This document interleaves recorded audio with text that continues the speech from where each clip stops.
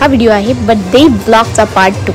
शिवायची तयारी झाल्यावर आम्ही सगळे खाली आलो, तोपर्यंत त्याचा सरप्राईजही खाली पोहोचलंच होतं। जोकर काका त्याला हात मिळवून गेल्यावर आईने त्याला जोकर काकांसोबत डान्स करायला नेलं।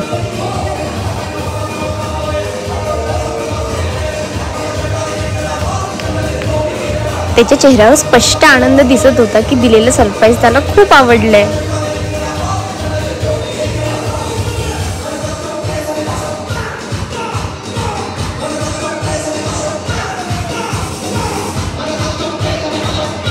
जोकर काकांसोबत डान्स पूर्ण झाल्यावर त्याला भेटला हत्ती मामा। हत्ती मामालाही हात देऊन त्याला हँडशेक करून त्याला तेही हत्ती मामाही आवडलेला दिसत होता। हत्ती मामाचं प्रेम मिळवल्यानंतर त्याचा बर्थडे केक कापण्यात आला आणि हॉटेल थ्रूच त्याचा बर्थडे केक कापला गेला।